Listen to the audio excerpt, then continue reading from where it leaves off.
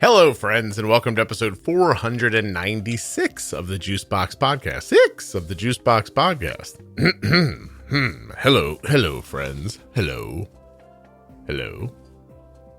Today's episode is with Mike. Mike's had type 1 diabetes for a long time, and he's here to talk about how he eats.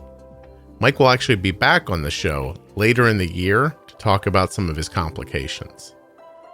We didn't cover that here. It seemed like it needed its own place, but look out for Mike again in an upcoming After Dark episode. Please remember while you're listening that nothing you hear on the Juicebox Podcast should be considered advice, medical or otherwise. I wonder how low I could get my voice for real. Always consult a physician before making any changes to your healthcare plan or becoming bold with insulin. That hurt my chest. I used up all the time where I usually tell you there's a bunch of other episodes about how people eat, but you'll find them. They're in there somewhere.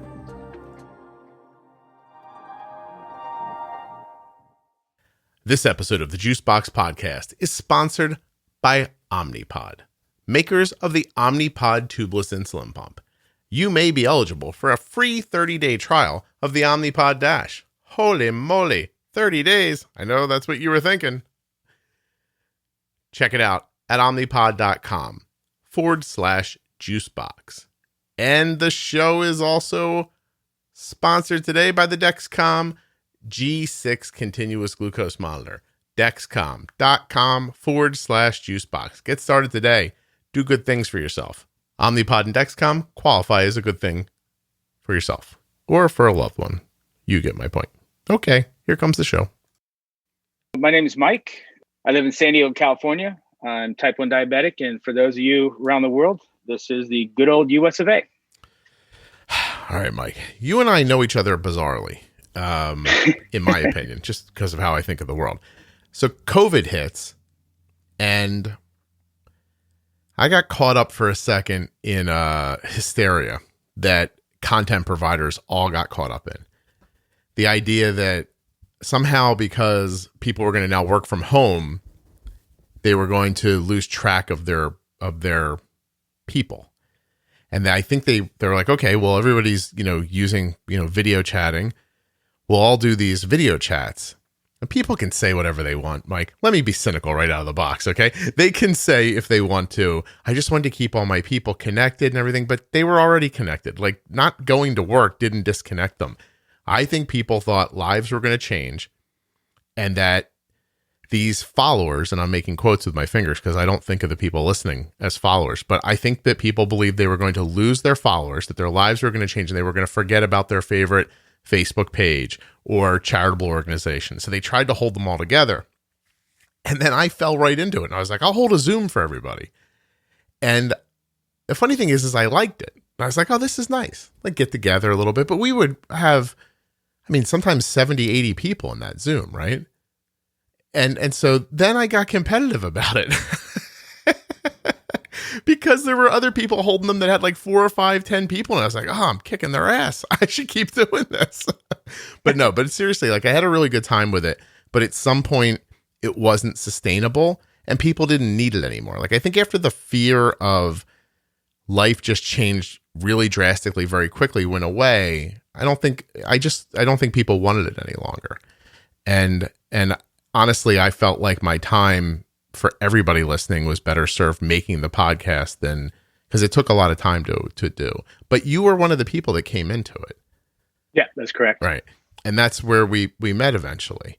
Yeah, that's where we met. Matter of fact, it was, so I got turned on by the podcast several weeks before that, listening to it, started applying your techniques of bumping and nudging.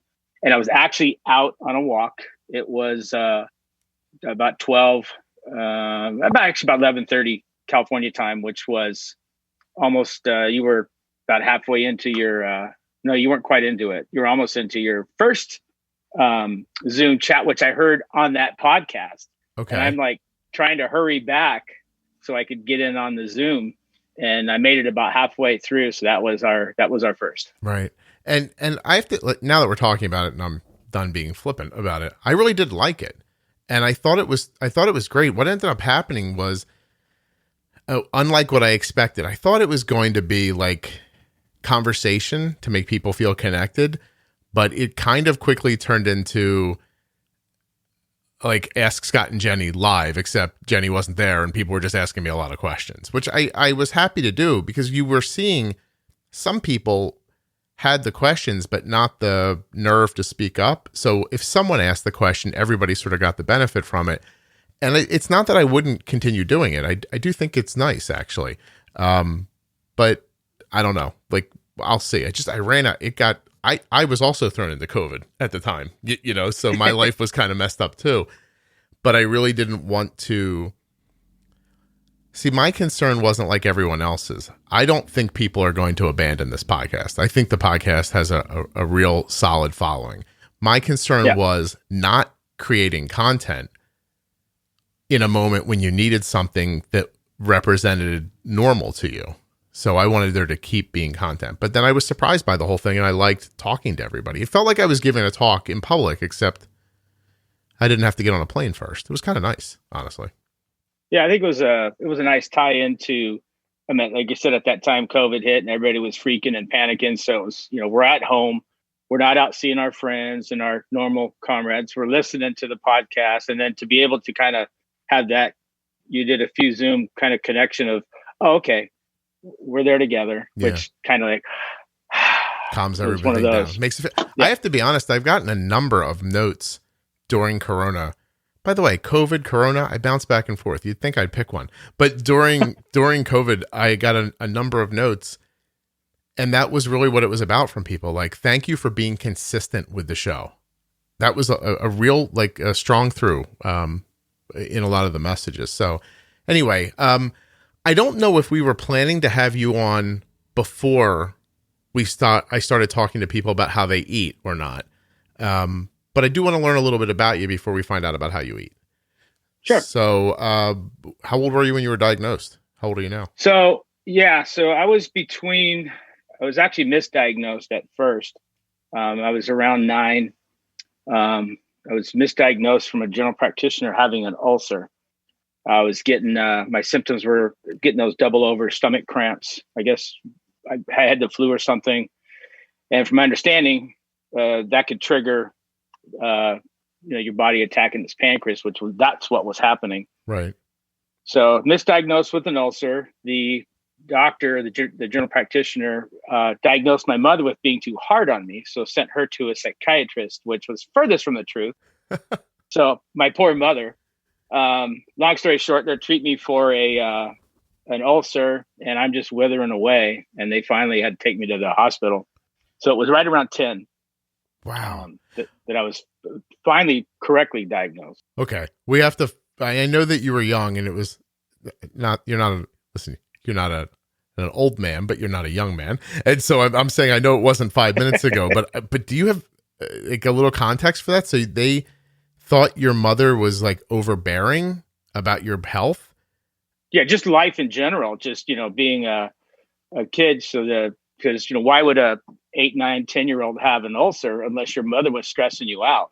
Oh, that was the leap.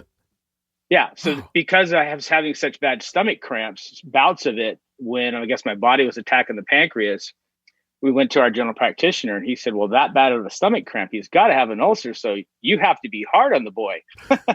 What year was this, Mike? 74, 75, right in that range. No kidding. Because I remember around 76 when the Freedom Train came. That's about when I was properly diagnosed.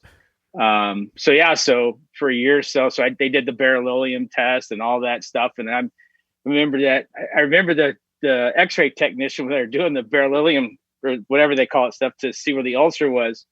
And I'm drinking the stuff. Of course, my sugars are probably all out of whack from actually being a type 1 undiagnosed. I mean, I just vomited all over the cutest technician. And I remember the look on her face was just all this pink stuff. So that was one of my memories of that. But yeah, so my mother was definitely not hard on us. She was an excellent mother, very loving, caring. But what a strange leap in like, how come they didn't think you were upset about, the Nixon scandal?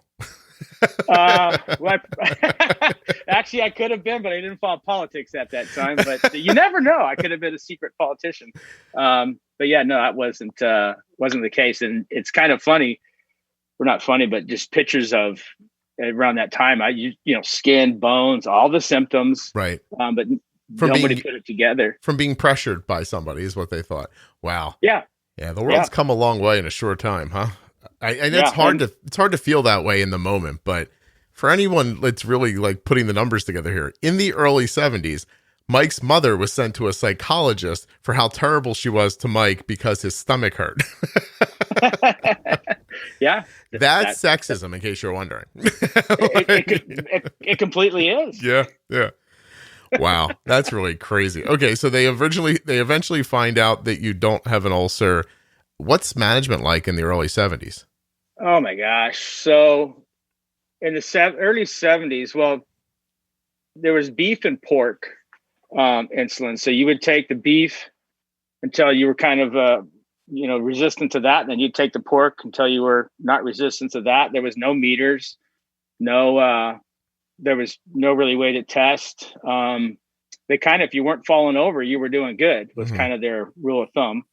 They had exchange rates, which, two starches, or at that time they called it 2 breads, a fat, a protein, and you'd kind of try to do that and go along, which throw that right out the window. You take a shot. At that time, I was on 1 shot a day of a mixture of, obviously the regular, the beef or pork, and then a long acting. And you just took that and went about your day. Nobody knew what you were. I was probably always around 500. I had to have been, because I never fell over.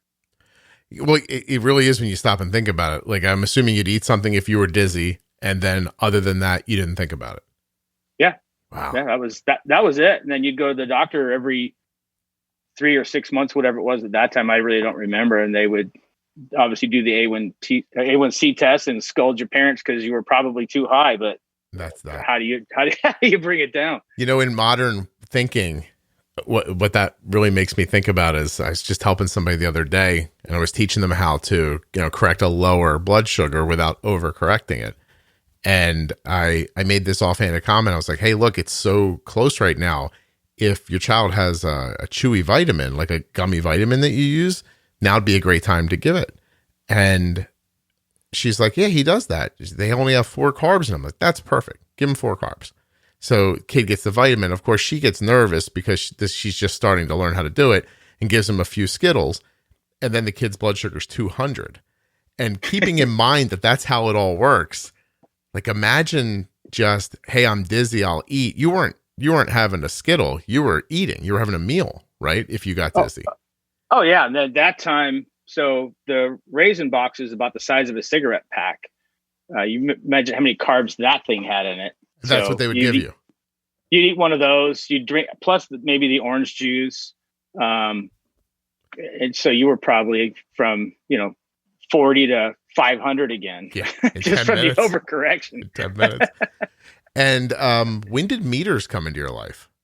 So, gosh, I got my first meter in 1987. 15 or so years later. Yeah, wow. From 76 or whatever it was to 87. So yeah, that's when I got my first meter. There was your mid-20s. Really nothing before that. Really no control, no. And I'm thinking that not being able to see your blood sugar in any kind of time, forget like real time, like nowadays, if you have a glucose monitor, if you're lucky to have one of those, you probably had that was probably starting over, right? Getting a meter because of what you were learning. That was completely starting over. So prior to that, you took whatever insulin the doctor kind of prescribed you in the morning and the evening, and pretty much ate whatever you want. Jeez. All right. When did you become a modern type 1? Like, when did you get a pump? When did you move to quicker acting insulin? All that stuff. Yeah. So prior to 87, when the newer insulin came out, the newer versus the pork and beef, I was switched to that, but never any control. And I was just living my life. I was actually in Florida at the time, and in Fort Lauderdale. And so, eat and do whatever you want. I was overweight, out of shape, out of control. My doctor was kind of like, because I had to have a prescription for insulin. You could buy the syringes over the counter. Mm-hmm. And so at that point, my doctor was ready to fire me as a diabetic, and kind of said that nobody's going to take care of you in South Florida unless you go see this person and say that you're taking control. That's kind of when I became a modern diabetic. Okay. In 87. 87. So to speak. And then got in shape, lost a bunch of weight. I was way overweight. And actually 91, I was my doctor's first patient on the insulin pump at that time. In 1991, 4 years after the doctor, I'm assuming, told you, look, you're close to being a lost cause in this system. Yeah, pretty much. Okay. Well, you got to remember back in the 60s, the doctors estimated you had approximately 10-year lifespan. In the 70s, and I remember this vividly, the doctor looking at me and saying, "You'll never live in an old folks home." So, it was kind of maybe a 30-year span. So in my mind, taking the consideration, Scott, that my mind from a kid, I was never going to live past 30. So why do anything different? Right. Until my doctor in the 80s said, dude, you're going down. So there's a shift in technology enough so that people didn't any longer believe that you were going to die by the time you were 30, except for Correct. You, who had gone so hard after the idea that they were like, maybe you will. Well, I find a lot of my friends, kind of my age-ish that were diabetic at that time. And I don't know why the age 30 was a milestone or a argument of age, but pretty much everybody thought 30 was it. Mm-hmm. And then 30 came, I'm like, I'm still here. Damn it. I got weight to lose. Yeah, so technology definitely came along. And obviously, I don't ever want to say it's a good time to be diagnosed type 1, but nowadays it's a pretty good era to be diagnosed with type 1. Yeah, it's better than the day before. Always, I feel like I always think now's the best time, and one day you'll look back on this time and think, "Oh, I can't believe that's what we used to do." If you're lucky, you get to think that. Yeah. And by that, I mean, if we're lucky, the technology will continue to improve and become more affordable so that people can look back at this moment and think, how barbaric, a continuous glucose monitor and an insulin pump, or whatever will happen at that point. Interesting. How did you lose the weight? And because because as I know you, I'm sorry to cut you off, but as I know you, you just seem like an older, fit gentleman to me. Yeah, thank you. Yeah. Yeah. So obviously in 87, I got my first meter in the hospital for a week, learned how to be in control. Doctors like, you got to lose weight. And at that time, there wasn't a lot of type 1s being very active. And I'm either don't do it or get way involved in it. Mm-hmm. So I was an auto mechanic at the time, and my parts manager was racing bicycles amateur. So he's like, "Man, why don't you get a bike and come along and lose some weight?" Because I couldn't jog anymore. I ran cross country and track in high school, but I'd been in a bad car accident. My knees wouldn't take it. So cycling seemed like the thing to be. Bought a bike, and I lost 45 pounds my first month, and got heavily into amateur bicycle racing. Wait, you lost 45 pounds in a month riding a bicycle? Where'd you ride it to? It was in Fort Lauderdale area, the A1A, up and down, and ended up doing about 1,000 miles my first month. Wow. I remember my first ride out, I could barely do 7 miles without pulling over every mile and and stretching and cramping but yeah. So that's how I did that. And then just fell in love with cycling. See, I'm writing down a note here. You can't see what I'm writing, but it's buy a bike. Because geez, that's amazing. Wow. Good for you. That's really something. And good for him to invite you along and try to help. You know what I mean? Like, be a friend in that situation. Yeah, it was an interesting time. Again, there wasn't a lot of type 1s at being that active. So I was my doctor's only that active of a diabetic. And he kept saying my BMI was, too low. You need to gain weight. And then I'm eating 2,500, 3,000 calories a day, burning it off. And I had like no body fat.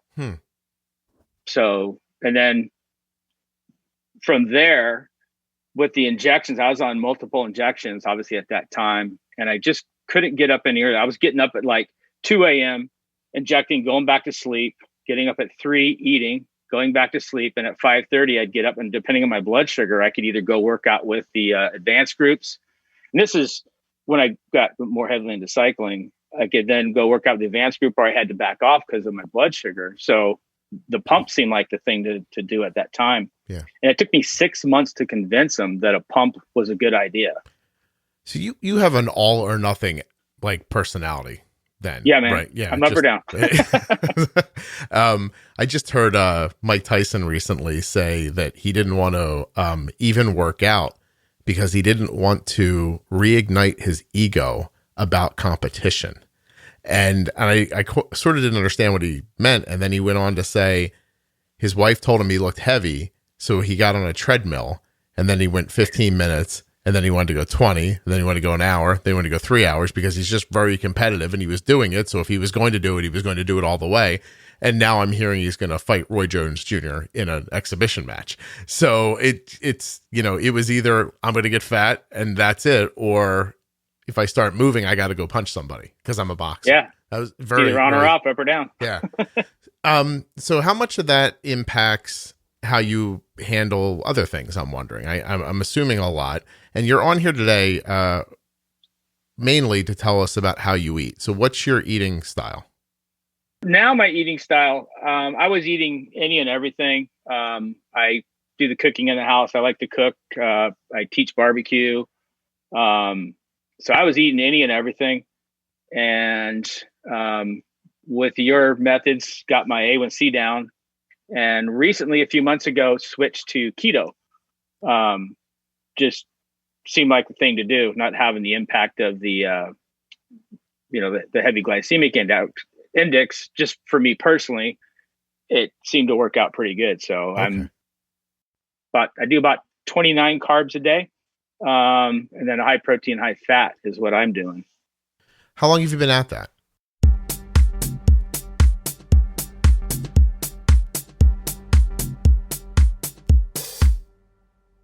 Hey, why don't you set your summer free with the Omnipod Dash?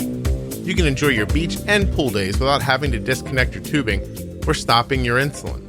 You can wear whatever you want without having to worry about where to clip your pump or how to carry your pen. There's no better time than the summer to try the Omnipod. Whether you've always wanted to try an insulin pump or simply want to cut out your tubing for the summer, you can try the Omnipod Dash now for free for 30 days. Are you hearing through what I'm saying there? If you're using another pump, but you wish you had Omnipod Dash for the summertime, you can try out the free. You get it. You're paying attention, right? Go find out if you're eligible. Omnipod.com/juicebox. Maybe that Omnipod Dash trial for 30 days will be right for you. And since you can now get your Omnipod through a pharmacy, there's no commitment or long-term contracts, like there might be with other tubed pumps. I feel like I'm telling you to cheat on your insulin pump. It feels weird. Okay, so if you want to learn more, if you want to find out the full terms and conditions of what I've just talked about, all you have to do is go to omnipod.com/juicebox. Now, let's talk about the Dexcom CGM. The Dexcom G6 continuous glucose monitor is the weapon of choice against diabetes, in my opinion. Being able to see the speed and direction of your blood sugar or a loved one's blood sugar makes all of the difference in the world. No more guessing what your blood sugar is, what it's going to be, what this food does, what that food does. No more like, I'll just count my carbs and put in my insulin and then wait 3 hours and I'll test again. If I'm high, I'll correct. And if I'm low, I'll eat some juice or something. No more. Now you can just see everything happen. You're like I know I'm old, but the Matrix where, Neo, you guys might know him as John Wick. He slows down time and the bullets like stop in midair. Like imagine being able to slow diabetes down so you can see it happening. So you can just step out of the way of a potential problem. That's how I use it.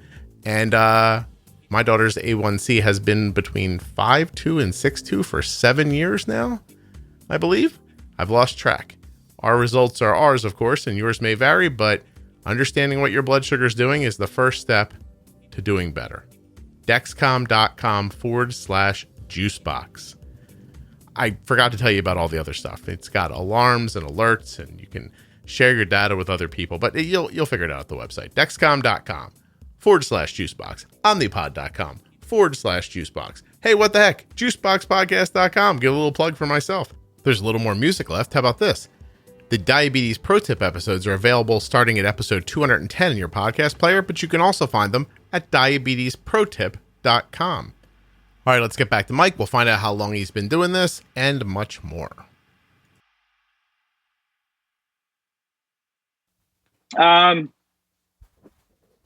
March, April. Probably about May. Since May. Okay, so you're coming up on 6 months, maybe. Yeah. Tell me, when you make a decision to try something like that, how do you figure out how to do it even? Oh, well, I did a lot of research first. Checked with all my doctors, and I'm also working with Jenny with integrated diabetes. Has been a good help, a lot of positive input, and just researching it, figuring out what's going to work and why. So that's kind of how I got into it. So you that check makes sense. Yeah, you check with your doctor and say, look, I'm going to eat like a high protein, high fat diet. Is that okay with you? Like, or at least be aware of it, I guess. So you know Correct. What to look for. I see. Yeah. So I was high cholesterol, this, that, the other. I'm actually off my cholesterol medicine now. I get most of my carbs from, like, for instance, broccolis, beans, low glycemic vegetables like that. So you had high cholesterol so much so that you were on a medication for it. And now that you're eating keto, you don't need that medication anymore. Correct. Gotcha. Yeah. It's interesting. I could get into more of that if you want, but no, tell me about it, please. Because what it made me think about was when I speak to somebody and they're like, we're getting low all the time, and I look at their graph and I'm like, well, you need more basal, and they think that's not right. I said I was getting low. I must need less insulin, and so the thing they're seeing, this low blood sugar, makes them feel like, oh, I definitely need less insulin. Except they don't recognize that because their basal's far too low, they're over bolusing their meals. The meals are getting out of balance with the insulin, and they're causing this crash later. It's just very causal and effect. And that made me think of that. Like, if I saw that my cholesterol was high, I might think to myself, well, I definitely have to eat less fat, right? Well, no, not necessarily. That's what I'm saying, but that's what I would think. Yeah. So tell me about it. Sure. Well, first of all, your theory of don't go high, and you won't go low. Right. And I was eating massive carbs, and I figured it out, but I'm doing 12, 14 unit for lunch type of a bolus. I'm thinking, man, all this insulin. And then you read about what is inflammatory in your arteries and this and that. It is the artificial, the bleached flours. It's the artificial, anything low fats, that type of stuff. They have to add stuff in there to make it taste good. Mm-hmm. So all that stuff is inflammatory to your, and again, I'm not a doctor. I don't play one on TV. I just want to preface that. But what goes into your veins is the inflammation is what's inflammatory, which causes the arterial disease. So if you're eating, for instance, I do grass-fed beefs, free-range chickens. I do the best pork I can find. I'm not doing heritage pork yet, but natural beef fat, your body was meant to process. Natural chicken fats, pork fats. If you're eating like margarines and stuff like that, that has all the artificial stuff that's inflammatory. So if you're taking the inflammatory stuff away from your diet, you lower your risk for the cardiovascular disease. And I look at the French, they eat, real butters, heavy creams, all the natural stuff, which was what your body was meant to process. Mm-hmm. It's like a grain-fed cow. The molecular structure of the cow, the meat has changed, and our body's not meant to process that. So if you get a grass-fed cow, our body's meant to process that. Same thing with, natural vegetables, not, genetically modified vegetables. Our body's meant to process that. So, and I could feel the difference just after, several weeks of eating that way. And I don't know who you are, but there's nothing better than eggs fried in bacon grease. Eggs fried. Well, go ahead. I'm sorry. You made me think of something my dad used to do, but yeah, and so, using your methods and for the bolus and bumping and nudging and eating a better meal is, I've reached my goal in A1C. And if you look at my chart, my line for the most part, I still have highs and still have a few lows, but it looks like a flat line, most the of guy's the day. dead, which. What is your A1C at the moment? My last A1C was 5.7. And I was trending that way just through looking at Dexcom and those, and I'm usually pretty close. I finally got my one taken several weeks ago, and it was 5.7 was my goal. Good for you. It's amazing. And prior to that, I was 7.2 to 9. And my doctor was like, great, doing good. Yeah. So you're 7.2 to 9 prior to finding the podcast? Yeah. And then consistently. And then you get to where with the podcast? With your podcast, I got down, my best on my graph was 5.7, but I was averaging 5.9. Okay. To 6, 5.9 to 6, 5.9 to 6. And then the keto moved you more or not really? Correct. It did. It moved me down to 5.7, pretty stable. Stably. Excellent. Yeah. And you feel better, I think, more importantly. Yeah, I feel a lot better. I've got a lot of nerve damage from prior, just, you figure all those years as a kid, no meters, no this, that, the other, but definitely feel better. I have hypoglycemic unawareness, so I'm trying to stay around the 100, not the 70 to 80. I see. Till I get my next service dog back, and then I'll feel more comfortable staying down, and then I'm shooting for, below 5. So that was that point. That's the point where I was disconnected for a second, because if you have such a stable line, I was wondering why. Not that, by the way, none of this is a judgment. I was just thinking, like, if you were that good with the insulin and eating keto, I would think you could be closer to a 5 than closer to a 6. So I thought there must be a reason why you were doing that. And that's a very good reason. Yeah. I've past several years, the wheels have fallen off the bus here, but developed hypoglycemic unawareness. And so I got a service dog, and he was awesome. Would wake you up at night. They're not robots, but they can and do work if they're trained properly. So I was more comfortable, being lower at that time. Well, I was still in the 7s at that time, because that's what the doctor said. Yeah, you're doing great. Yeah, it's all fine. That 300, no problem. It's just an excursion. Yeah, right. But anyways, so had the dog. He had to have his kidney replaced, so he got replaced, and they're training another one now. So once I know the dog will wake me up at night, I'm more comfortable being at a lower range. Gotcha. Hey, your dog's like in a convalescent center somewhere? No, he got retired. He's living in a 2-acre fenced-in yard up in Riverside, I think it is. Nice. So he had to be adopted out because the medication he was on, he was not alerting properly. He had a reflex dysenergy, which is a bladder issue, which was caused. Anyways, so because he wouldn't alert properly because of the medication, he would sleep through the night sometimes.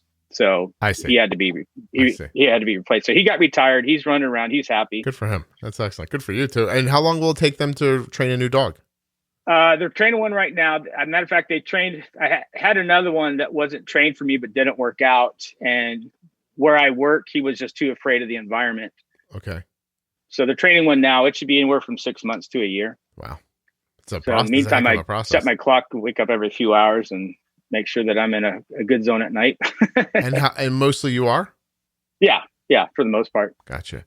Hypoglycemic unawareness is, we never really talk about it, but since you're here, you could be 20 and not know it, right? Like Correct. You don't know until you're unconscious. Yep. Wow. No dizziness, no confusion. You're not talking oddly, just not that you know of, I guess. My wife says occasionally she'll notice something. Hey, let's go test you. Yeah. Because sometimes the CGM's like back seat of the roller coaster. It takes a few minutes to catch up. So if I'm in that dip and don't know it, it's just It happens fast. I'll be talking to you in 30 and hi. Now, did you drag your wife into keto? Is she doing it with you? Yeah. So she's doing, since I'm the cook of the house, she eats whatever I put in front of her. She has no real choice, actually. No. So she's also doing keto. She runs marathons. And she's actually noticed she has more energy with keto than not. Mm-hmm. Well, listen, I'm certainly no expert on any of this, which is why I'm trying to talk to so many different people.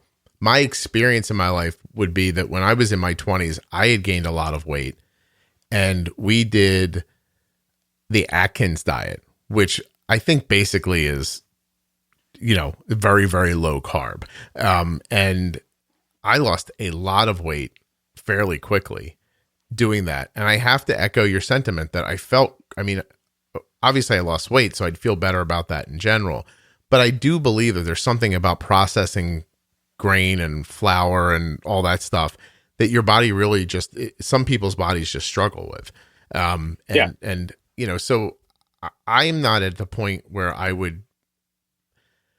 don't mean restrictive in the way that you might take it, but I'm not at the point where I could do something that's as restrictive as keto, but I am really specific about what I eat, I guess. Like, I really try hard to stay away from most of the things you're talking about in my day-to-day eating. My day-to-day eating is very kind of natural, and I agree with you. Little things like I'd rather use butter than margarine. I try for there not to be preservatives and things, extra ingredients. I don't know what they are. I stay away from a lot of oils and processed food. But then at the same time, like the kids asked the other day, they were like, can you make sugar cookies for us? And I was like, of course I can. So I whipped up some sugar cookies, and now I'm not sure if I made them for them or me because, that's it really for me. You can still eat the cookies. I mean, I don't find it personally hard to maintain, keto. I don't like going out to restaurants anyways. And obviously don't go out because of COVID right now, or Corona, however like you said, you want to call it. Exactly. But I don't find it hard to maintain because I was never a sweets person anyway. So, desserts and cookies were never a thing for me, even as a kid before type 1. I just don't find it hard to. There's so many recipes now, and the early, I'm not saying anything against the early Atkins or whatever, but that was more of kind of a dirty keto from my understanding. How so? Well, it was more, eat all the greasy cheeseburgers and bacon and just all that versus you need to add some, like the broccoli, you need to have some carbohydrates so you get some of the more nutrients, the macros. Mm-hmm. And there's dirty keto now, which there's dirty keto, clean keto.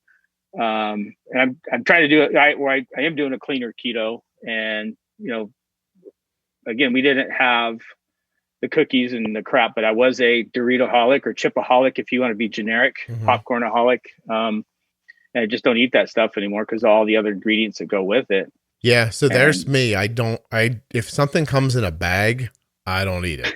Like that just seems to be my rule. I've chosen aisles in the grocery store that just, I don't go in anymore.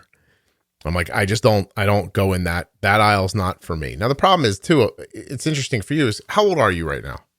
54. Okay. So you're 54, you're married. There's no children in the house, right? No, just other than me, my wife would say no. Yeah. Well, yeah, I understand that.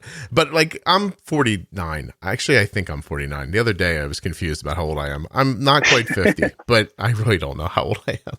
I guess we can figure it out, but I'm not going to bother. You're there. I'm right around that space. But I still have 2 kids in the house, off and on 2 kids, 1 kid for sure. My wife who's not interested in eating a specific way or not a way. And so I am a little in the middle of balancing everyone's desires around food, which is interesting. But I notice for myself, as I get older, food becomes more and more the way I wanted it to be when I was younger. Like in my heart, if the Jetsons pill would just pop out on the table and I could eat it and stay healthy and alive, I love cooking, but I think I would opt for that more often than not because I'm a slippery slope eater for sure. Like I don't. But isn't that more Soylent Green? I don't know. Maybe I'm all right with that because I'm not a oh, sugar cookie. I'll have one of those. I'm like, oh, sugar cookie. I just won't eat today and I'll have 5 sugar cookies today instead. Like I'll make sugar cookies my whole day. And I don't meaningfully understand that about myself. But I can't eat chips, Doritos, like that stuff. I would be like sickened by. I can make popcorn and like have a handful of it, but then I'm done. Like I couldn't eat a bowl of it. It's the salt and butter if it's going to get me. Yep. If that makes, sense, and sugar, I guess too, in there. But otherwise I put sugar in nothing. And I am one of those people that if everyone around me stopped eating that way, I don't think I ever would again. But that it's here, it gets me. It's and that's why we couldn't keep some of the stuff in the house. Like I couldn't keep chips in the house because if I knew it was there, you have one, I'd eat the whole bag. Right. Same thing with popcorn. I'd get up at 3 a.m. It's like popcorn was like crack cocaine for me. Right. All of you people out there that know me, you'll know who I am. I have no control over willpower. That. Yeah, none. Is it the sometimes I think it's the texture more than the food. I don't know if that makes sense or not. Like I like the way cookies feel in my mouth. I don't like the way string beans feel in my mouth. I don't know what psychological issue I have around that. But I am tactile to begin with. Like when I go shopping, and like in a clothing store, I touch everything. Yeah. Like I want to touch it's part of my ability to like understand it. There are things I don't like the way they feel in my mouth. And, I don't know another way to put that, but so to the keto, what are some examples of foods now you and I have something in common. You obviously were doing it much longer than I was, but at the beginning of COVID, I decided I was going to learn how to smoke, meat. And I started right around the time COVID started. It was hard to get a hold of a grill, to be perfectly honest, around that. It's hard to buy anything right now, actually, but, I got it. And I've spent the last like 5 or 6 months, like I can make ribs now terrifically. Even little things like I like to have turkey in the house to slice up. So instead of buying like lunch meat, I'll go buy turkey breasts and just smoke them. And I slice at them as I need them. That I've really enjoyed, actually learning how to do all that. I've learned how to make pizza on the grill, from like scratch. But you helped me in the beginning because I didn't know a lot about it. And I ended up asking you a lot of questions. But is that where most of your food comes from? Well, yeah, a lot of it does. Because anything you could do in the oven, you can do in the smoker. Mm-hmm. Like, they go from, depending on your brand of smoker, they'll go from 150 to 600. So when you get the higher temperatures, it's like that wood-fired pizza oven flavor. So obviously I don't do pizzas anymore. I used to do same thing, make my own dough, ton of pizzas we do, a lot of focaccias prior. But now doing keto, I got a great recipe for smoked meatballs. So one of the dishes is some boiled or not boiled, but pan fried, kind of get the moisture out, tomatoes, some spinach, some cheeses, and the smoked meatballs. Instead of cooking the meatballs in the oven, I smoke them, and they're awesome. I smoke a lot of my vegetables that we eat. As a matter of fact, yesterday I did the barbecue store I teach with just started not importing, but they started selling Australian Wagyu. And that is just a bomb. So I did a Wagyu tri-tip yesterday for dinner. That was amazing. A couple days prior to that, pulled pork, do a lot of ribs, hamburgers on the smoker. Do you ever do more exotic animals like elk or venison or stuff like that? Do you get involved in that at all? I've gotten a little bit. One of my coworkers is a big hunter, and he'll bring stuff in and he'll give me a package of whatever, and he'll say, I'll be up for lunch tomorrow at whatever time. So I got a smoker at work too. Oh, no kidding. Yeah. So well, that makes sense because it is something you walk away from for a long periods of time. So you can get a lot of other things done while it's happening. It's just a little bit of pre-planning is how I find it. Yeah. Well, we do low and slow and hot and fast. Depends on what you're cooking. So right. That's correct. Like that tri-tip last night took me an hour and a half. Yeah. I did that at 380. Well, does everybody doesn't need this kind of time to eat keto, right? Like there's ways to do it. No, you can whip stuff up fast. Like I said, that's kind of so most people eat, 15, 20 different items is kind of what seems to be the average people's diet. So we repeat a lot of our meals throughout the week. be it salmon, be it the meatballs with the spinach and tomatoes, be it, the spaghetti, the zucchini spaghetti. So a lot of the dishes we do is kind of the same thing. And I've always been a 20-minute or under kind of meal guy for the average. Mm-hmm. So something you could come home and make quick, but good and healthy. So Right. I find in keto, it's easy. There's a lot of different apps you can get. One of the specific ones I has will suggest menus. You put in your body weight, your year of birth, your height, what you want to do. Do you want to maintain, lose, gain, and it'll suggest meals and recipes for you. So it's as hard as you want or as easy as you want. Okay. And that's in any diet, be it high carb, low carb, Yeah. paleo. It's funny as you're talking, and I realize that everything's branded in the world today. Like you could sit here and you're like high carb, low carb, keto, paleo, vegan, vegetarian, pescatarian. Like, everyone's branded their way of eating, but in the end, you're eating more meat with vegetables and no grains. Is that correct? That's and you don't eat processed food. That's pretty much Nothing. it, right? Yeah, no problem. I eliminated all processed foods. Matter of fact, we went through all our cabinets and we came up with like 3 boxes of stuff that we donated to the church of everything that we just don't eat anymore. All the processed, the carbs, the pastas, all that stuff. Yeah. I found myself, I got away from my idea earlier, but I wanted to finish by saying that I find that as I get older, I don't see eating as entertainment anymore, maybe, the way I did when I was younger. I don't know why that is. I mean, it's not wisdom, certainly, because you could bring a couple of those cookies in here right now and I'd be like, I'm going to eat those. And I wouldn't even need to want them. But when I'm very careful about I guess I do eat on an intermittent schedule. And when I'm specific about that, say you start off not eating that way. And then I moved into an intermittent fasting schedule. So I went from like 11 a.m. to 7 p.m. and I would just eat in that space. And for the first month, I was like, I'm just going to test the idea of intermittent. I'm not going to limit I'm just going to eat the way I always eat right in here. And I lost like 15 pounds doing that and generally did feel better. At some point, I found myself in the middle of the baseball season for my son getting home a little later. And I was like, well, I didn't eat dinner yet. And it's 7:30. I'll just eat. And then I wouldn't get done eating until 8:15. And then that was the slippery slope, right? Like then you're just sort of like, oh, well, it's 10:30. I'm hungry. It's 11's almost coming. But it's very specific about that schedule and how your body deals with having food or not having food with insulin levels and energy and a lot of other things.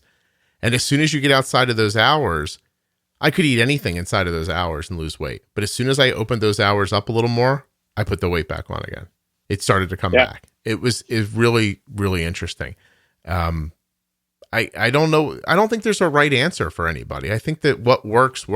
And if you're listening to you and going, look, Mike, all right, but I want some bread. You still could not eat a bag of Doritos. You know what I mean? Like there's reasonable decisions. I don't crave this stuff anymore. I don't crave because I used to eat out fast food. It was just easy, burger, fries, come home. I made all my own breads, all this stuff. And, you'd eat a loaf of bread in 2 days because it was good. Yeah. But because you're not having those spikes in insulin and spikes in, all that sugar and salt and things that come with that, I don't crave anything anymore. It's just, and I used to see a fast food commercial and my wife would tell you, I literally had to go get the keys, get in the car and go get whatever they were advertising. Pavlov's dog.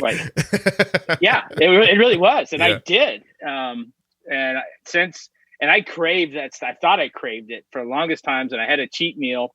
We have local fast food, mostly Southern California, up to Texas, had these little mini tacos. And I just used to love those, or tiny tacos. And so I finally went in one day. I'd been a couple months into keto and I had it for lunch and I shot up to 300 and I felt like crap. And I'm like, never again. And I just don't crave that stuff. Good for you. Well, I think in the end, you're not saying anything crazy. You're saying there are natural things that were on the earth long before someone figured out what high fructose corn syrup is. And people ate those things for a long time. So our bodies have developed and grown to be good at that stuff. And you know what, by the way, I have no idea. I'm not a scientist, nor am I a person who can see the future. But there's part of me that thinks that one day we all might just weigh 500 pounds and be really good at digesting high fructose corn syrup. I don't know that can't happen, but I can definitely say I don't want that to happen to me. You know, so I'm with you. Not as where you lose me is vegetables. I really dislike vegetables. It's probably my parents' fault because they used to yell at me about eating them, and I think they really made me hate them. Like I feel a defiance about them. It depends on the vegetables, and again, we don't eat tons of them, but it's like the green stuff, the broccolis, and cauliflower's not green unless it shouldn't be green. But I hated Brussels sprouts and asparagus until you cooked them on the smoker. Turn your smoker on about like 300, little, either olive oil and whatever barbecue rub you want, throw them on the smoker for a little bit. I love asparagus and Brussels sprouts now. Really? And yeah. All right, Mike. Well, I'll tell you what. You send me a recipe for Brussels sprouts and asparagus on a smoker. I will try it, and I'll include it in this episode because I will. If you can make me eat a Brussels sprout, you're a magician. Oh, dude, I seriously, man. I tried them over the years because your taste changed. I think, well, let me try it. Right. Up until several months ago, you could not pay me to eat Brussels sprouts or asparagus. No kidding. And now it's like it's part of one of our staples. Yeah. Well, that I would love to know about that because I don't think I have. I cook them for my family still. Like everybody else here eats asparagus and Brussels sprouts as two examples. Like I make a lot of vegetables. I just make them and then I don't touch them afterwards, which is also makes it, by the way, harder as the cook to make because I don't really know what I'm shooting for in texture and things like that, you know? Well, that's another neat thing with like flash frozen vegetables. So if you get like those steamer bags of broccoli that you throw in the microwave for 10 minutes, that's probably better than buying the fresh stuff at the grocery store and either over steaming it. It's simple. It's easy. You divide it up, put your favorite barbecue rub on it, and it makes it even gooder, and a little bit of butter. You're saying that butter and salt will cover a lot of what broccoli is. Is that what you're telling me? No, not at all. I was, I wasn't implying that, but if you want to flavor it, but some of that stuff is my point is it's so easy to make nowadays because you don't have to have, go to the store, get all the fresh vegetables. You got to eat them within a few days. They start going bad. Get the flash frozen vegetables, and they're as healthy as eating them, getting them fresh. And it's not, that was my point. It's not hard to eat good. Yeah. Well, because I think that ends up being one of the arguments sometimes about any diet structure is that people are like, oh, it's so expensive to do, because you're talking about meat's more expensive. Is there a way to eat keto? I guess not, because that would be dirty, right? If I was doing it with lesser meats, I guess, or... Well, you want to get the best you can afford. And, grass-fed beef's obviously better, a little bit more. It's not that much more. If you go to a restaurant, man, you're going to spend $30 a pop. If you go out to a fast food joint, it's almost $20 for two people anymore. So if you spend, let's say, $6 on a pound of grass-fed beef, that's going to feed the two of you, there's $3 a person for better meat than you would get if you went to the restaurant or the fast food place, right? Or just spent $1 less and got the regular grain fed. So it's really not expensive. It's kind of, if you watch what you're doing, and I don't look for sales. I don't do coupon shopping. I don't want to say I don't have the time for it, but I don't have the patience for it. I always, every time the cashier says, do you have any coupons? I said, no, I'm against saving money. Thank you.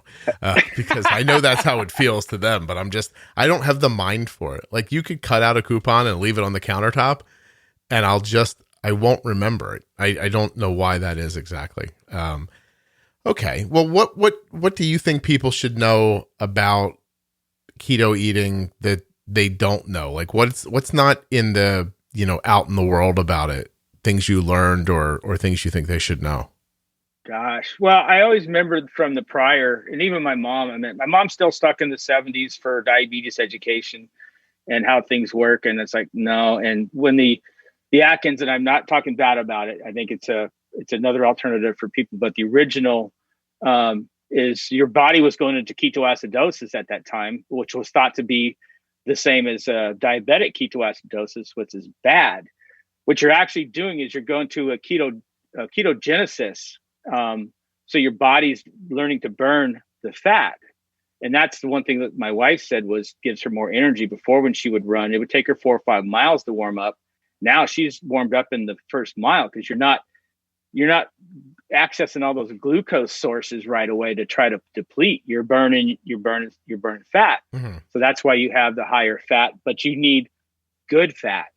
The grass fed, if you can, butters or regular butter, the fat from the pork, the beef, even beef tallow you can use in cooking. So you're putting clean fats in your body that your body was meant to burn. It's the same thing when the whole cholesterol thing back when, margarine came about. And so everybody go low fat, low this, and they were still having all this coronary artery disease and heart attacks. Well, it was from all the inflammation that you were getting from all the non-fat, low fat, all the additives. Yeah. So by drinking whole milk, using whole creams, using stuff your body was meant to process, your body's going to run cleaner. And I've noticed my blood pressure's lower. Like I said, I got off my cholesterol medication. And again, consult your physicians, your doctors, Don't just stop taking your medication.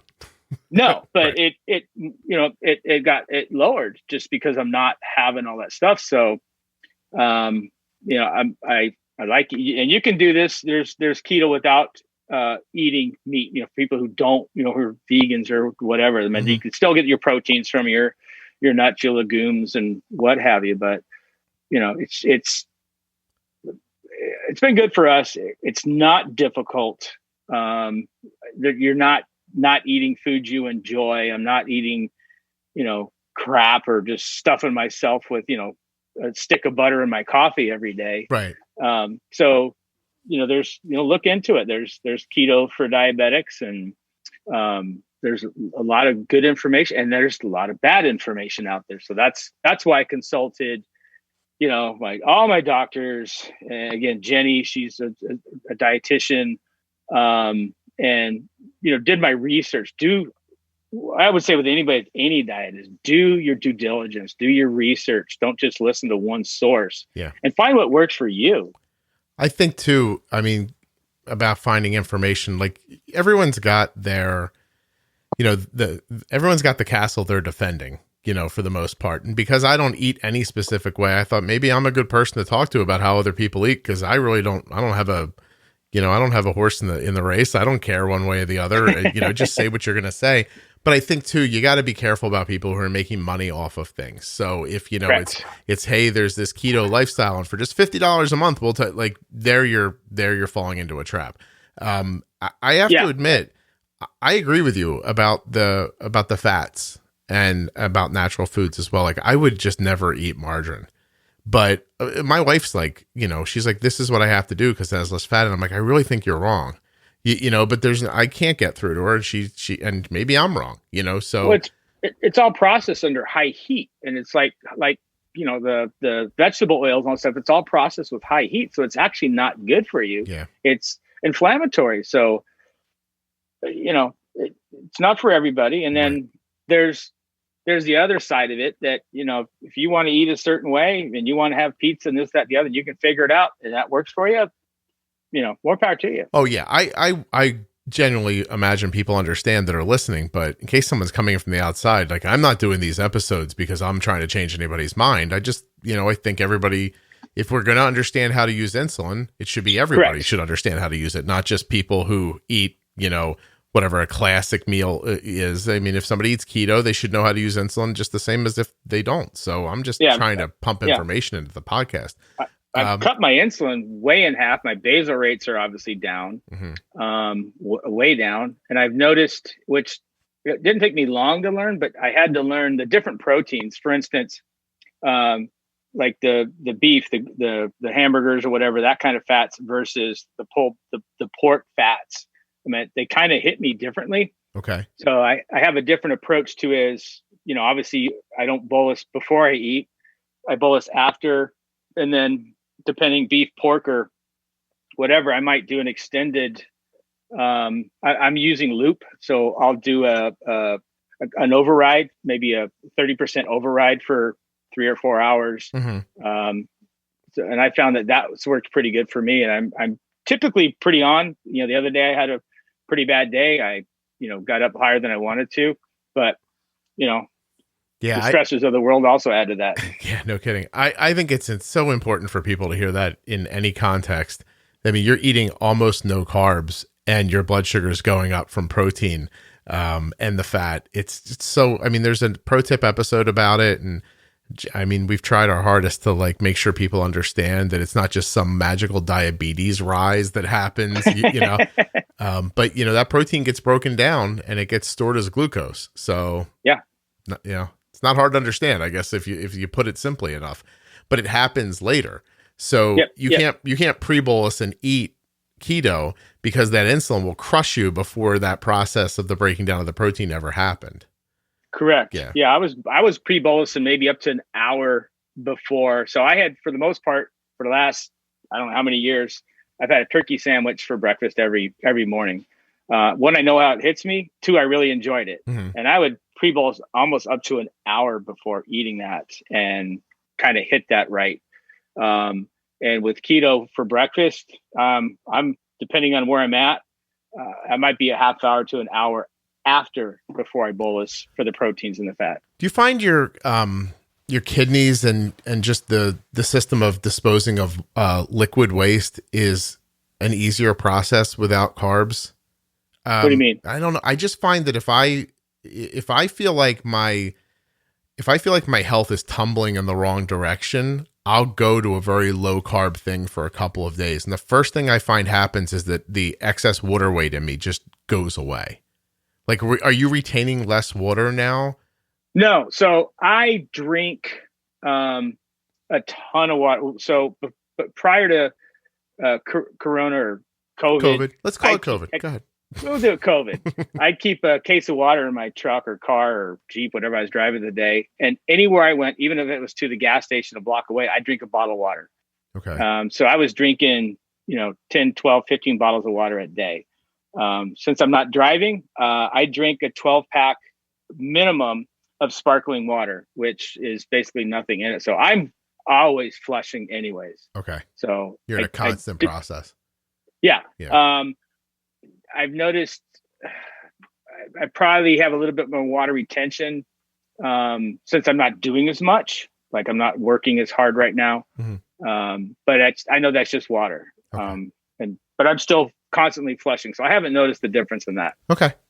I'm just wondering. But you do need your fiber. I will say that. Hey, listen, I am not embarrassed at all. Let me just say something right here and right now.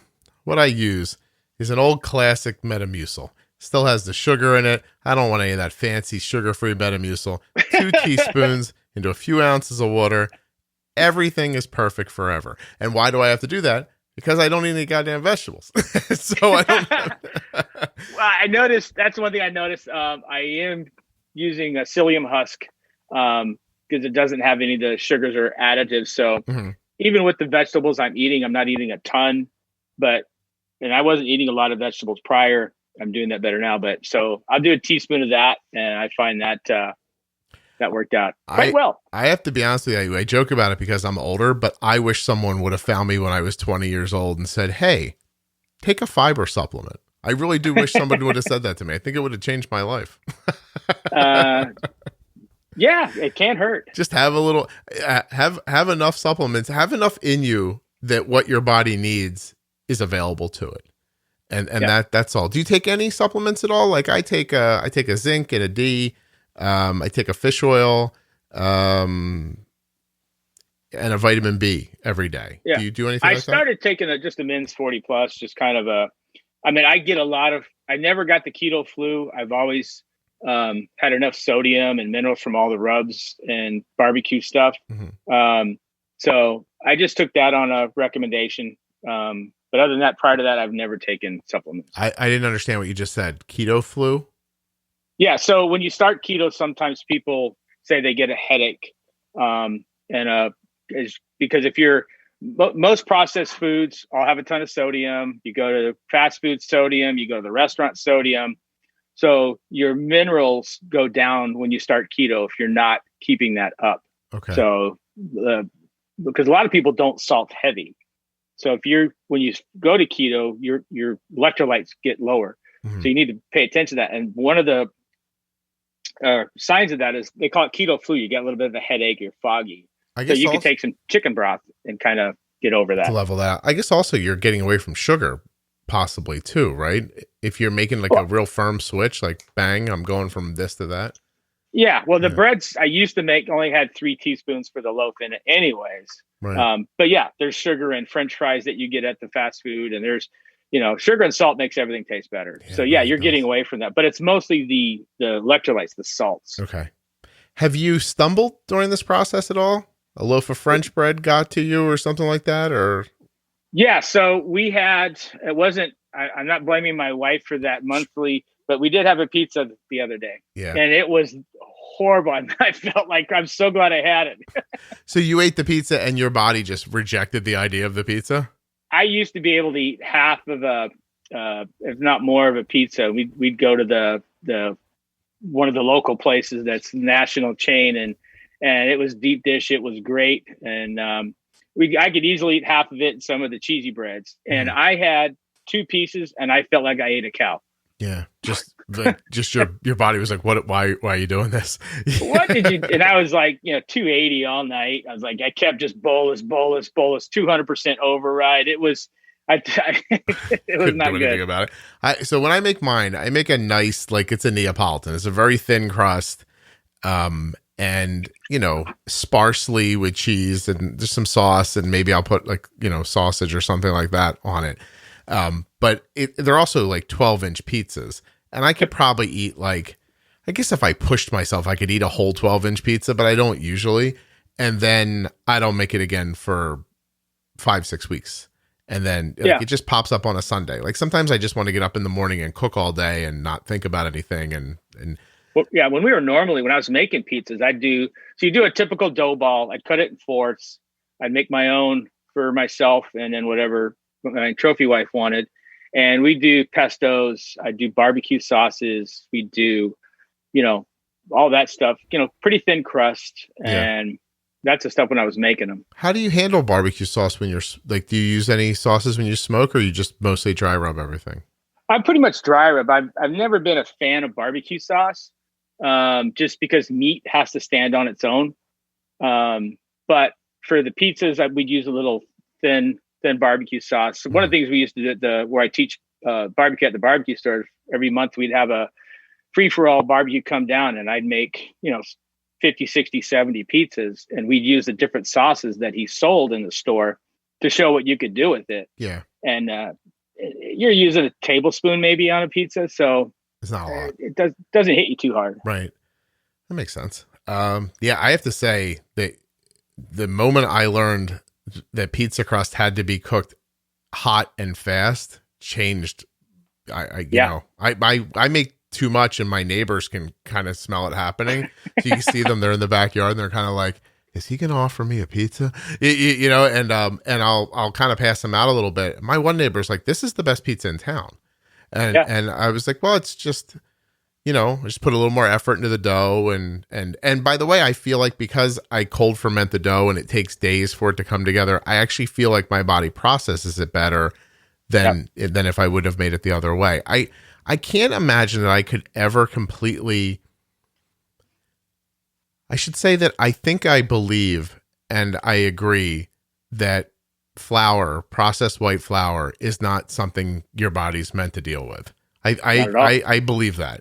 And at the same time, I don't know what's going to have to happen to me for me to not have pizza again. I'll send you a recipe for a dough. It uses Parmesan cheese, eggs, and such.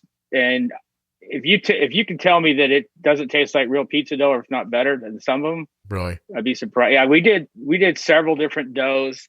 And that one restaurant the national chain that we would get them from, I love that flavor. And it is really close to their cheesy bread flavor. And then some of my prior to that dose, I'd use double lot flour. And it was just some of the best dough. Yeah. No, I there's definitely ways to make good food better. And it takes a lot of effort and a lot of, time. I think that's when I said earlier, like sometimes I just want to, like when I'm looking for a day off on a Sunday, I sometimes choose cooking something that takes a lot of time because nobody can argue with that. Nobody can look at you and go, hey, go do this now too. You're like, oh, I can't. Sorry. This is how long it takes to make the pulled pork. And and by the way, not to go down the rabbit hole, but I'd made pulled pork in crock pots before in my life, and I thought they were good. And smoking a pulled pork is magical. And I lean towards you. I make the meat in more of I guess would be considered more of a Texas style, which is just dry rubs and nothing really wet on them. I do put a little bit of a thin sauce on the ribs, but I like that style of cooking meat. Yeah, we did competition ribs. We sauce them a bit for that kind of turn-in, which is a different rib than you'd normally have that you'd cook for your friends and neighbors. But that's pretty much the only time where you really use sauces and honeys and right. Yeah, that's too much. The other thing about me is I eat like a little girl. Like, and I'm not kidding. Like I have a little bit of food, which I say to people all the time, like I'm the fattest guy who doesn't eat that you've ever met in your life because, I'll make these 3 racks of ribs. There's only 4 people in the house and I take 4 or 5 little ribs off and I'm done. I'm like, oh, they were really good. And they're like, have more. I'm like, I'm kind of full. Like I fill up easily. It's fascinating how quickly I get full. I'm insulting little girls who I'm sure could pretty much out eat me no problem. I don't know how it is. I don't know how it is I eat exactly, but I get full quickly. And then it's funny with empty calories, I don't get full. Like with the cookies, I could eat them like mass wise, I could eat way more cookies than I could eat beef for some reason. Well, it's because your body keeps spiking the insulin, which then makes you hungry again as it's coming down. Yeah. No, it's just an effect. It's like the Chinese food effect. Yeah, I believe you. And I know it's right. And I've heard enough people talk about it and I've seen it happen enough in my life. There are some foods that just turn your brain and your body into a garbage disposal for more of that. It just makes you want it in a way that is, they say, right, sugar is more addictive than some drugs, they say. It is. Yeah. So. Can be. All right. What have we not put in this episode that belongs in here? Anything? Gosh. You have notes, Mike? I had a couple points. I just want to make sure we hit or talked about. I appreciate the effort. Yeah. So I kind of want to go back to from when I was first diagnosed to then when I got in control in the 80s to kind of now. It's education, diabetes education as far as eating. Your podcast I think does the most justice to the world because there's just not enough education out there. And what you do, the pro tips, the Ask Scott and Jenny, which, if you're in the hospital, you get your 5 or 10 minutes education, you leave and nobody thinks to go back and nobody really tells you to go back, which is a disservice to type 1s because as things change, as technology changes. So my first training was in the 70s, which wasn't my training, it was my parents. My second training was in the 80s, and that was kind of it. Then you figure it out. My third training was education. What I mean by training was your podcast.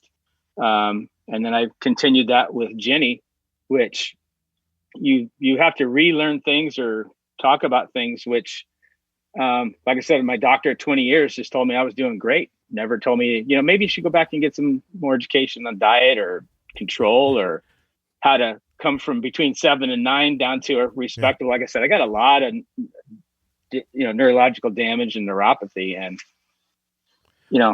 education is key. Yeah, I or somebody to say to you, hey, by the way, protein could turn into sugar. Sugar needs insulin. Like any of those things could be told to you, and genuinely aren't. And I think at this point I'm at peace now with why it happens that way. I just don't. I mean, listen, I'll sound pompous for a half a second, but I'm really good at explaining diabetes to people. And so I've tried in my mind to wonder if I was a doctor in that situation, how would I get this across to people? And the best I can come up with is I would send them to the podcast.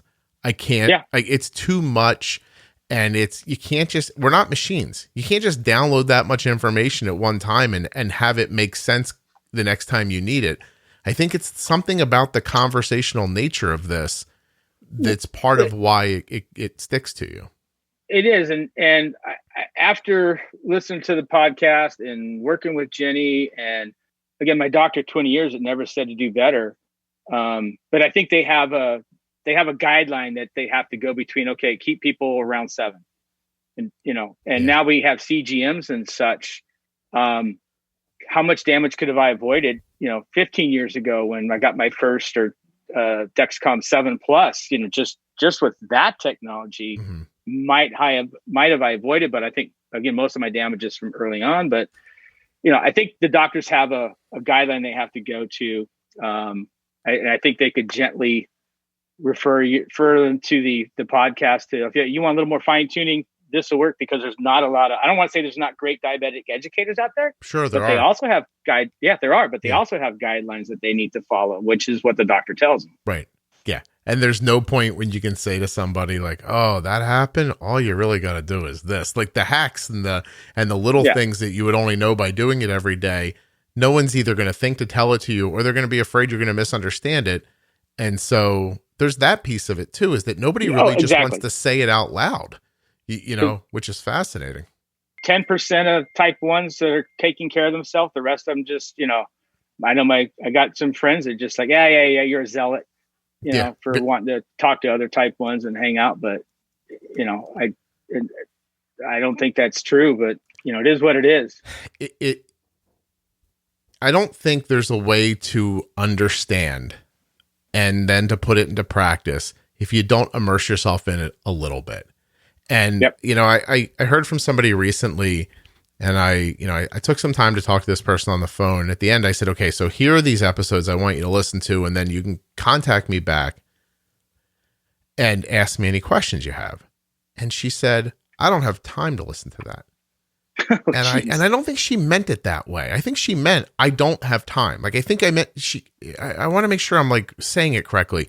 She couldn't imagine giving time away to this thing because diabetes is such a hellfire in her life. So what I said was, look, I don't think this is going to be cliched, but you don't not have time. Like, you have to make time for this because look at all the time you're giving away to fighting low blood sugars and worrying about spikes. I was like, imagine not having to do that anymore. So find 20 hours, listen to those episodes. I was like, you can put them in your ears and listen while you're doing anything. Like, you don't have to be sitting, taking notes, and then you'll save all that time and your health.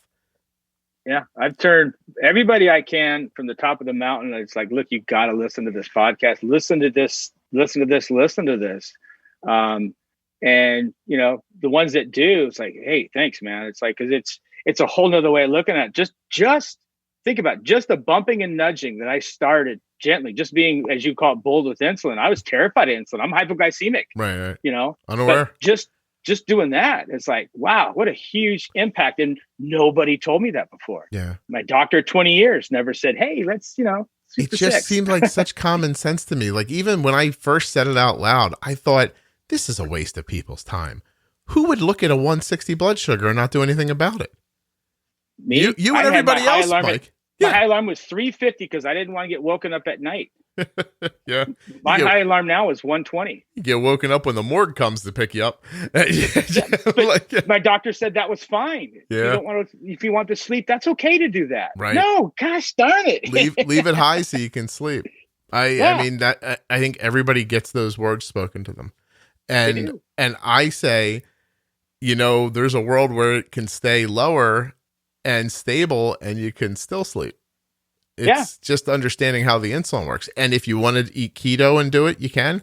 And if you want to have bread and do it, you can. You just have to understand how it works. There's different caveats to different diets, and I figured it out prior keto just by the bump and nudge. And I went from 350 to 300 and 300 to 250. I lowered that line till I got to 180 and I was like, well, why not go lower? Well, I'll let you go in a second, but your progression makes me happy because you know, from my perspective, you prove out the theory. You're an older diabetic, so somebody who got, you know, not great technology, not great insulin, moved into different eras, was in that space of A1C that's obviously too high, but people are telling you, don't worry about it, it's okay.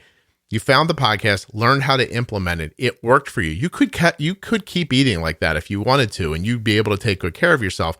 And now you've decided, you know what, I'm going to eat keto, but you're still using what you learned in the podcast. You're just using it for the keto diet. 100%. This is my goal. My goal is, I don't care what you eat. You need to understand how insulin works, and then you can eat however you want. I've never once thought of myself as caring about how people eat. I'm not pushing carbs on you. I'm just saying that I think it's unreasonable to think that everybody's going to be a vegan or everybody's going to be low carb, and everyone deserves to have low, stable blood sugars.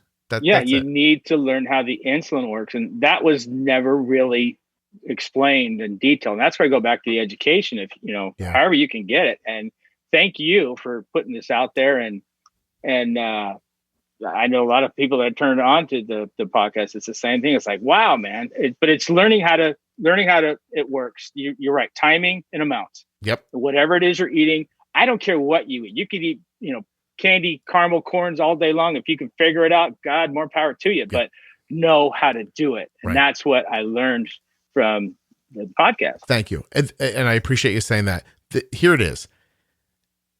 Eating healthy, whatever that means, and having stable blood sugars are not the same thing. They don't need to be the same thing. You know, like, you can control any carbs you take in with insulin if you do it correctly. I'm not saying it's a great idea. Like, I'm not saying eat caramel corn all day long, but if you're going to, just because that's your decision doesn't mean you don't deserve to have good blood sugars, a nice A1C, and a nice long life as long as you can live it. Correct. And I don't understand anybody who would argue one diet from another. That's a different conversation. Like, if you want to make one of those arguments, like you shouldn't eat meat, or, you know, whatever your argument might be, that's a different argument than you need to understand your insulin. But somehow they get conflated sometimes. Yeah, they do. And it's like the people that look at, you can't have that cookie.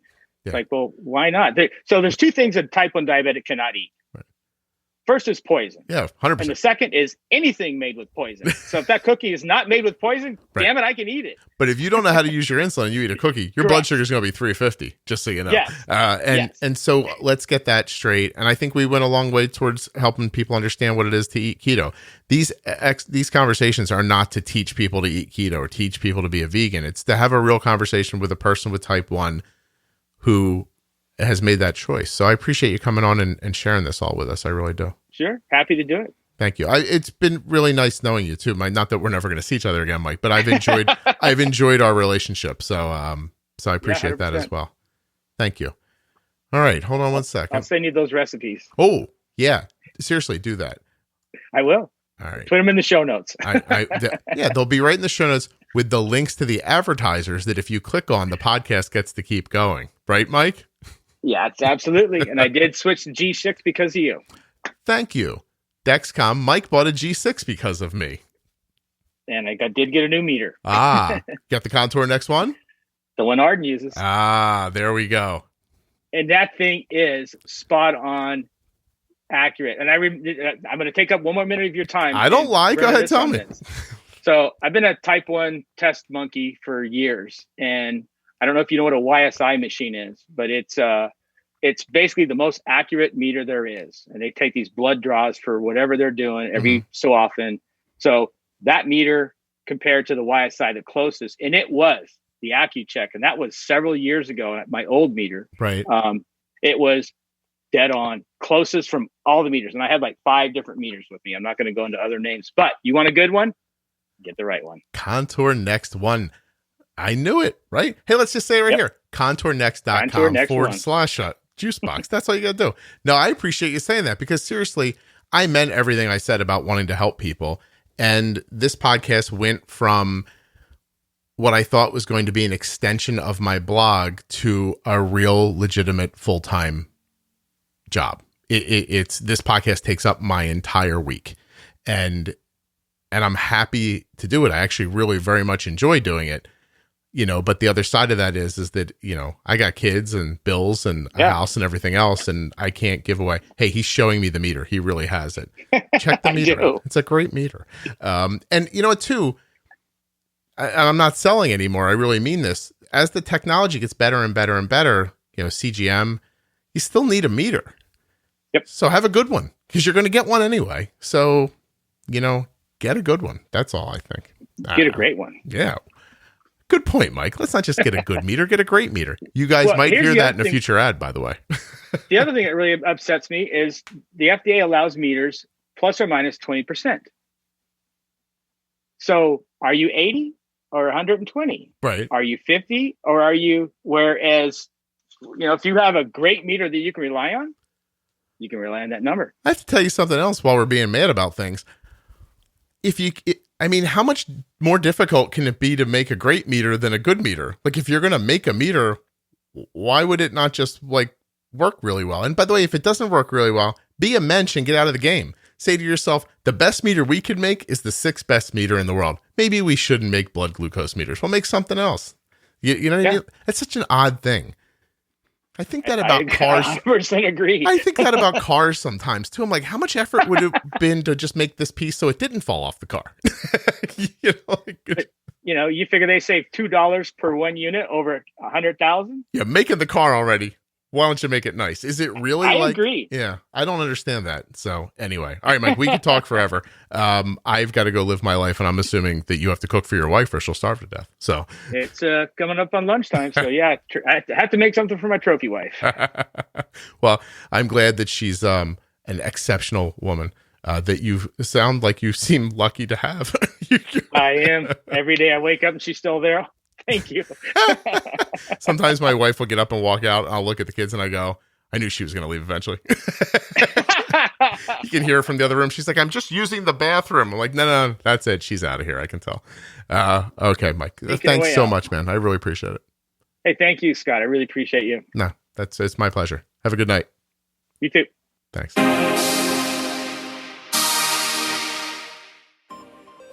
Hey, huge thanks to Mike for coming on the show. He'll be back again in an After Dark series.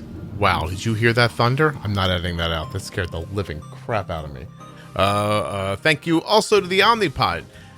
See if you're eligible for the free 30-day trial of the Dash at omnipod.com/juicebox and Dexcom at dexcom.com/juicebox. Get yourself a CGM.